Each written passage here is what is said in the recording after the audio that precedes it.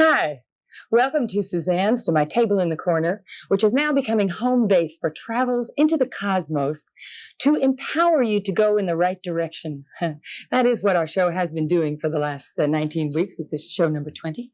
And the right direction, of course, being this way, which is towards happiness, towards love, towards joy, towards what works. And this show in particular is going to be all about going deeper and further and harder and more successfully in that direction. Well, without further ado, I would like to take you into the field, to take you to my house, to where I go when I'm not at this here restaurant, and where we shot a segment actually some weeks ago. We thought at that time that we would be beginning what I'm now telling you we are beginning to shoot more in the field. And that was, I refer to it as show 13, and that's what it was when we were doing it. But it's real applicable now. It sets the scene for everything we're up to. It's a good review and a good old beginning to this further exploration into the juiciness of it all. So take it away, my house. Hi, I'm Suzanne. Welcome to the Cosmic Fuel Pump. I thought I'd bring you home with me this week. We've been together 13 weeks. It's time you came home with me. It's time I introduced you to the real garden, the Garden of Eden that we've been talking about, where I live with 4 other adults, 2 teenagers and 2 babies, and where we're really trying to create a little spot of heaven, an experiment in peace on earth. Why not? What else are we here for? Well, that's what all my friends and I think. We are delighted to be living our highest vision, looking for what it's like to live our highest vision, living the question of what is the highest vision. Once you decide to live that question, I think you've made the fundamental decision that enlightenment's all about, that transformation is all about, that love, that happiness, and that joy are all about. Once you decide to live pointed in that direction, you've got the game won. Pointed in that direction, that's where you'll go. It's such a simple little truth. You know, we look long and hard, and we suffer and we struggle, looking for the meaning of life, looking for the information we need, looking for the education. When at heart, there's a little simple decision involved, a decision to go this way instead of that way, a decision to make your life happy, a decision to have everything that happens contribute to what it is that will produce the kind of life that's possible. You know, as I'm saying this sounds so simple. Doesn't sound like anything. Well, it is simple, and it's everything. I can't help it. It just works that way. And isn't that wonderful? Now, this is what I've been talking about for the last 13 weeks. The Cosmic Fuel Pump dispenses all kinds of fuel for understanding these things and for creating some kind of playing field for all of us to explore this together. The show isn't intended to be a soapbox where we just regale you with facts and education, and although, you know, we like to do that sort of thing, but the point of it is that we make a connection. The point of it is that we hook up with one another to continue this process of creating heaven on earth. Heaven on earth is just us loving one another. You're invited, if you so desire, to come to my house and be a part of this. If you really resonate with what I'm saying, if you know that I'm talking to you, and if I am, you know that, well, you call us up. Our number will appear at the end of the show, and join our little experiment. See how you can play a part. All this is just a few people with an absolute devotion to love and joy and peace, open to others with the same devotion. And guess what? If we just continued along that path, the whole world would be in delight. You just saw. Well, hi there, folks. Speaking of delight, I have this friend in my life, and over again, he has a good reason for us not having a delightful time. And I was moved this week by the latest good reason, because of course there never is any good reason, to write something down, like something, grab my pen and I wrote something down. I do that frequently. I write it in this notebook. We've spoken about it before.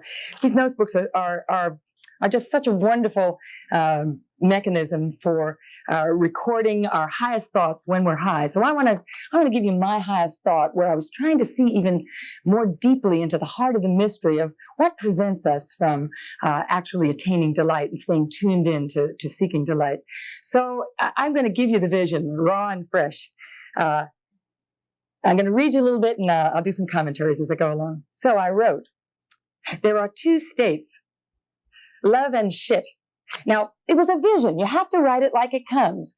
Now, I will substitute for the sake of decorum, because you don't have to keep repeating yourself. Now, I will say dumb. Now, there are two states, love and dumb. So every time I say dumb, you know what I'm talking about, okay? All right. Love is when your heart is open and you're creating a good time. Dumb is everything else. Dumb has many disguises. Don't let any of them fool you. Rationalizations, blame and shame, accusations, insufficiency, guilt is almost sure to be found lurking somewhere. All are the telltale signs of dumb inaction. No matter how airtight the logic involved, the balloon, which is you, is sinking. Pretty dumb. Well, let's just make it nice for one another. Period. The end. That's what this show is all about. And then I wrote, help us, which is what I was talking about last week, that this show really is interested in reaching more people. Even that's a silly thing to say. I'm interested in peace on earth, you know, and I figure, I'm a little speck of it, and my friends around me are other specks of it, and everybody we touch becomes somehow glued onto it. And this here flypaper is very peaceful, and I don't see any reason why everybody can't be on it together. I gave us a cute title this week. Also occurred to me in a flash. How's about being the God Squad? Our beat is the heart. Oh, I like that one. So anyway, I talked on that tape you just saw from my house about the show being a playing field. And last week, I spoke about the specifics of the playing field, not just a playing field for peace, but a playing field for all the stuff we might do. This show in some expanded form. How's about a Suzanne's restaurant in town? Anybody want to open a restaurant? We'll give all the guidelines, we'll be the spiritual inspiration for it. But I don't want to cook the food, So help us. If you can help us, give a buzz. My number comes on at the end of the show. So anyway, back to the vision. Let's not wait for nuclear holocaust to wake us up. I want to get louder. Why are we so passive? Why aren't we actually doing this delight business? Why are we so sloppy? Why are we arguing and fighting and blaming and shaming and all that sort of thing? And why do we think it's okay, just ordinary reality, to do that? It's ordinary yuck. That's what it is. I don't want it anymore. So, just handling things is all there is to do. Handling things or arguing. So just handle things. Now, I'll tell you a little story. My children don't want us to leave things on their breakfast table, so that when they come down in the morning, they want the table to be clear, and we have a tendency to, leave things around. So they left us a note to that effect on the table. And I saw Kenny, who lives in the house, and I said, Kenny, did you see the note? And Kenny started to say, oh, listen, I'm sorry, I left things and I won't do it anymore. And I said, Kenny, no.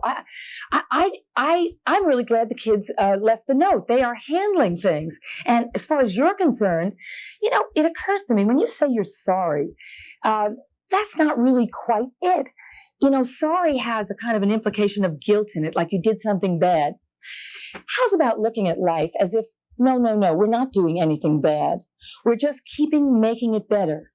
Well, it's hard to do in a world where people don't understand you're doing that, so that if there's a mistake made and you don't say, I'm sorry, they'll think you're rude. And I'm not suggesting that you be rude. I'm just suggesting a kind of a higher way to conceptualize all of this. And if you have a pact with friends to be in the highest state of reality you can be in, to be living your highest vision, which is what I do with my Garden of Eden housemates, you can really have these kinds of exchanges where you really leave behind you all the things that are the kind of hang-ups of energy. Actually, I wrote some more about it, so let me go back to what I wrote. apology has a quality of guilt implicit, like you were bad and this concession is in order. Kenny could just said, yeah, got the note, message received, right on. So we hang up no energy. It's like life is a finite ball of energy. This is heavy vision time. Life is a finite ball of energy. I know I was seeing something now. You can squander it, or you can keep all the cogs greased, and it works at maximum. And then I wrote how few people I can really get down with who really play impeccably this way. I love to do this. I'd love to go out to dinner every night with people who would really toss this back and forth and who would really chew on the juiciest of peaceful, loving realities. You know, but people are still apologizing and blaming and doing all that sort of thing. Well, not in my house. We're trying to do it better, and we invite you to do the same. Impeccable play is divine union. Impeccability is love. Non-impeccability is dumb. How much dumb is okay? Half dumb? Quarter dumb? How about none? Well, with that, I want to take you to another piece of footage. I'm going to take you to the Whole Life Expo, which was a big event here in Los Angeles a few weeks ago, put on by the Whole Life Times. And it was a kind of state-of-the-art event that had speakers and booths and all the kind of things that we know were represented about what we call the New Age, which I like to call the mystical age. I'm going to show you an interview that we did there because we were taping segments for our show there. We were kind of some of the entertainment there. And lively we were. We were doing a real nice job there of talking about what matters with people who tended to walk by glazed, like there was so much happening they couldn't see anything, and then we're reluctant to talk about what matters. Well, not this guy. He wasn't shy. He knew that what he knew was important, and he was willing to share it with us. I just want to preface it by explaining to you something that may not be totally clear because I knew it before I started to talk to him. He was one of the speakers at the event, one of the main speakers. His name is Jack Schwartz. He is an amazing man in that. Most visibly, he has something that he does. And the something is, you can pass objects through his skin, one side to the other, and he will not bleed. That's the truth. You know, it's not a trick. That's the truth. How can he possibly do this? Well, his impeccability is how he can do this, and he will explain it to you in this interview, which I am calling my high-octane hit of the week. I'm so delighted to bring you a really exciting little tidbit from the best of the world out there. Here's Jack Schwartz from the Whole Life Expo. Oh, wonderful. I'm an old AHPer from way back, so I know who you are. Come here. AHP, right, since 1972. Oh, really? Really, right in the, what was it, in the Masonic?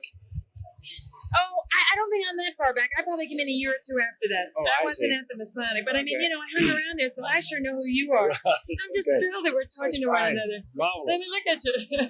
Wow, you look wonderful. Well, thank just you. wonderful. I feel wonderful, therefore I look wonderful, Oh, right? I mean, I wish we had, you know, hours and Yeah, days, no. and maybe we do. Who knows? Where do you live now? In Grenspaas, Oregon.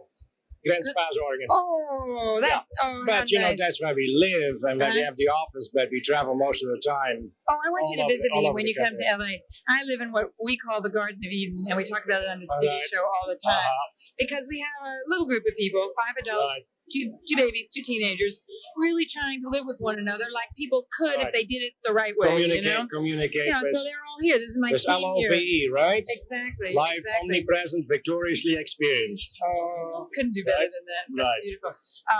And so I'd love to have you come and visit because part of what we're Okay. up to is being with other Edenites, Right. wherever they may be. Exactly. You know? So I'm serious. I want you to spend Mhm. real time with me Okay. because this is You just might. a second, you know, Right. a brief flicker. Right. A little piece and bit. Okay. What I know about this man is that he, like, there are some things that happen that I call experiences of the presence of God. And this man lives from the space of the experience of the presence of God in terms of what he does with, Is you his know, body? with his body, right? I mean, he does things you can't do. So how can you do that? Oh, yes, but you can do. You see, Uh-huh. that's the secret. Uh-huh. See, I don't do anything special with my body. I do exactly what this body was made to do. Beautiful, beautiful. You couldn't have said To stay whole. Right. To stay whole. and never to allow anything to interfere by which this home will start to be stagnated. Oh, if we could package you and get you into the water supply, this man his body gets penetrated by objects and it should bleed. And it doesn't, then there's no wound. And I know this is true. The wound is there, but the wound heals within minutes' time. Okay. And no infection takes place because we put these sharp instruments, which I pierce in my body, we put them sometimes, we throw them on the floor, or we put them in viruses or in contagious tissue. It shows that we have the ability to adapt ourselves, that the body is not going to take anything in there that doesn't belong there if it isn't of the same vibration. So what you have to do is you have your body at some kind of vibration where it can't be violated. It is very simple. Which is home. My whole teaching lies in one word. Yeah. Be excited and never drop your excitement. Oh, I love you. Keep the acceleration going. When will you marry me? Are you Presley? No. This is what we do on the show. This is what we talk about. This is what we do at home. Sure. This is what, that it comes down to have, even in the things that are seemingly not joyful, find joy in the fact that you still are operating on that level, that you can go beyond. See, so that you don't stagnate anything, because that's what it is. We are in a body, but that body is also a form of energy. So is the mind, so is the soul, and they're all one, and they all need to keep operating. And when we are actually, my title tonight is The Fear of Change is, in my opinion, the cause of all diseases. Well, that makes perfect sense to me. Because it is the fear of the unknowing which stagnates us, and we don't do anything unless we know in advance the results. Yes, it has to be safe. And therefore, we cannot be spontaneous. We don't risk anything. Yes, you have to live from empty and from absolute risk. And it seems you have to jump over into the place where it's absolute, or else it won't work. But you see, but the risking is not that great if you know that no matter how you come out, you always come out okay. Oh, really? You see, so even risking to put that infected needle through your body or doing anything else really doesn't make any difference, because you know that you're not really risking, because you know that it cannot affect you. You know that. You don't believe that. You know it. Oh, that's wonderful. See, we get rid of the belief systems, we get into the knowing systems. I just know that we can know that way, Absolutely. That comes down. Absolutely, and our life is almost a process of dropping the illusion that anything else is so. Exactly. Yeah. Anything that stands in our way is a challenge. And what good does it do to walk around the challenge or to avoid the challenge? Have you always been living from that positive side? I started at the age of 9, so I'm in it now exactly 5 decades. And experience flipped you into it? Experience flipped me into it. Then I start to look at it, start to deal with it, start to recognize it, get my awareness up. Then, of course, I went through this marvelous time I went to the best school in life. Concentration camps, marvelous schools. They were the greatest school. If you come out there as a graduate, you can really say you have it made. You got all the certification for your whole life. I understand. And not only for your life, for other people's life too, because you can avoid it, that they will get into it, and you take them out of their concentration camp they have built around themselves. Oh, you are wonderful. You're so wonderful. Do you ever fall out of this space? Do I ever do what? Fall out of this space. Oh, of course. I slip on the way of the race. Oh, I'm so glad to hear that. Yeah. I want to be a saint. I want to become a saint. Oh, right? really? But I have always heard you cannot become a saint without sinning. So I sin a lot to get fast to sainthood. Oh, you have to come and visit me and marry me and do all those good things. Oh, you are so beautiful. I didn't know you were going to be so beautiful. Well, that's I didn't know that. I knew you could do all those things. I didn't know you were so beautiful. Yeah. Well, of course, really, if you think that or know that, it takes one to know that. Oh, I know. Just makes me cry. It's just the best. Thanks. Okay, give me a kiss. Thank you. Nice seeing you. Yeah, really. Bye-bye, Stephen. Really. Hey, Jack, I'm serious. Take one of our things. Don't lose touch with it. Well, we're not married yet, but I'm working on it. Oh, isn't he beautiful? Isn't it something that you have to go through such, or that we tend to have to, whatever, go through such awesome downs to get such awesome ups? I'm going to read you a little bit. My message from Central this week is in that vein. So we're going to get a little serious again. That's the right way to say it. Well, it's all serious and it's all wonderful. There's a great guy named Ivan Hoffman, and I happened to see him on television on this station, actually, on somebody else's show. And I got in touch with him, and he has now become my friend. And he sends out a letter. It's a wonderful letter every, 2 weeks or so. And I'm going to read you from his latest letter. If you'd like to get his letters, I guess if you called me, I could turn you on to him. So he says, when I speak of peace, of a vision that I have, some folks say I am idealistic, that these things can never come to pass. I find it difficult to understand what is realistic about accepting 55,000 nuclear weapons, about accepting killings, torture, and repression, about accepting pollution that kills us as surely as do bombs. I guess these things are considered realistic because they are. And surely, if they are now, they must always be. When I suggest that the status quo need not be so forever, that there are concrete, indeed realistic things that can be done to change what is, I meet with resistance from some quarters. What I think is that realism is not blind acceptance, but rather it is seeing the gross nature of the problems we face, deciding that changes must be made, and then setting out to make those changes. I find nothing idealistic about that, and I find the acceptance of the state of the world as it is to be fatalistic at best, mere coping at worst. Yay, Ivan. He's wonderful. They're all wonderful. All the letters really inspire me. I continued here in my vision. I was writing about Barbara Marx Hubbard, who's a woman with whom I have involvement in the past and will have more in the future. And she is now campaigning to become the vice president of the United States. And I learned a lot from her a long time ago when she had a theory about how everything worked. And her theory was that we had these great cyclical turns in history from time immemorial. Photosynthesis was one of the new turns. And that we're on the verge of a new turn again. The evolutionary driver, there's always something awful, which she calls the evolutionary driver, that precedes the breakthrough. Breakdowns precede breakthroughs. And the evolutionary driver she talks about now is that we now have the ultimate evolutionary driver, which is our nuclear capacity. And right on, you know. And is that realistic? You know, and let's wake up and can't we be in delight all the time? And can't we can all this junk that we're doing and hurting one another, even in our living rooms, and living negatively and not using our ball of energy to move forward into joy and to live with ecstasy? What's the matter with us? Well, okay, what is the matter with us? Who knows? I have a suggestion for you, a homework assignment for you, because once we say all these things, and once we agree, for instance, I can't imagine anybody watching me now who would disagree with me. Hey, is that inviting trouble? I'm not saying anything controversial, right? I'm just trying to figure out how we can make good sense as we move toward the light. You know, that's the only direction that's worth moving in. It makes sense. So how can we really have this be more than mere abstraction, more than mere rhetoric?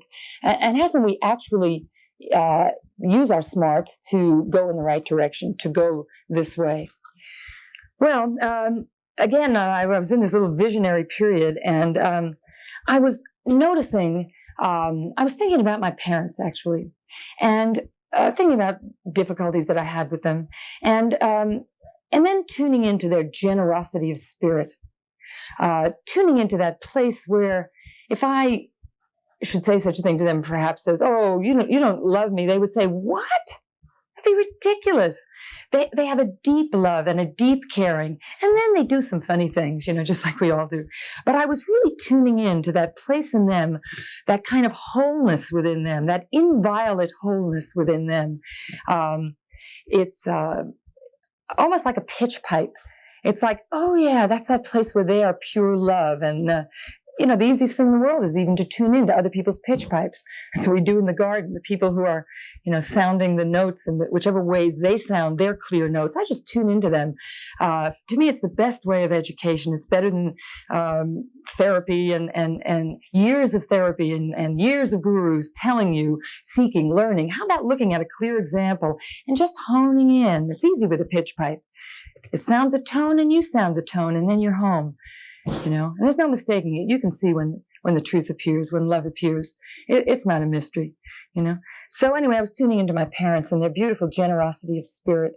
And then other stuff wanted to come up. Oh, yes, but. And then the but got insignificant. And then my heart just opened. I just had this experience and tears came out of my eyes. And I think henceforth, I don't know, something happened. I clicked over to a better capacity to recognize generosity of spirit. It's like I've been pointed that way for a long time. When you point in the right direction, my experience is that the door just eventually opens. You know, it will not deny you if you keep pointed and keep knocking. You know, so here's my homework assignment for you. I want to suggest, are you with anybody right now? It would be great to do it right now. How about turning to that person and just being empty? You know, just be there. How about pretend you're invisible so you can just look, and they're not even looking at you, so you have to get embarrassed. You're just looking at them, and you're looking for that place in them where they are whole. We all have that place. You know, we started whole. Babies are whole. And so try to kind of feel in to the place that you know when you hit it. It's the place where you rest, where you relax, where you know that you're connected with a heart. Your heart is connected with another heart. It's the place where you two are one. It's the place that will always be there if you look for it. If you knock on that door will always open because you're opening that door.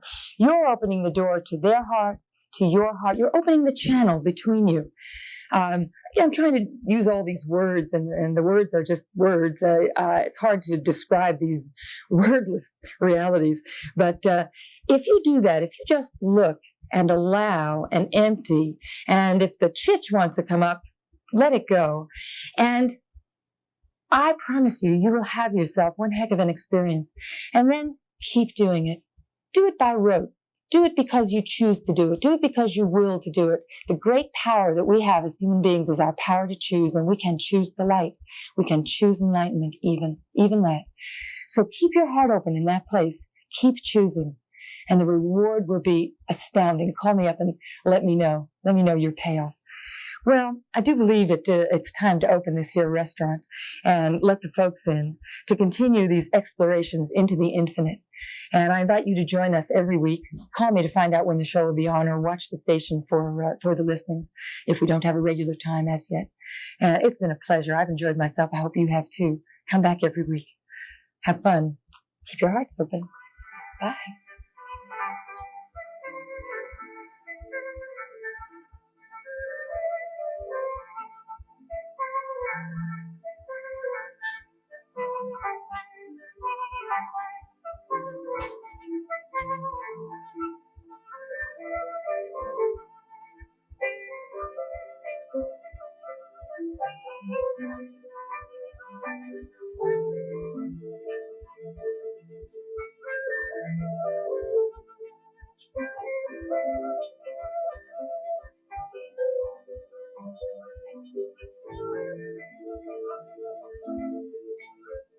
Call to find out when the Cosmic Fuel Pump will be on next week, and call or write if you want me to send you a copy of my written notes.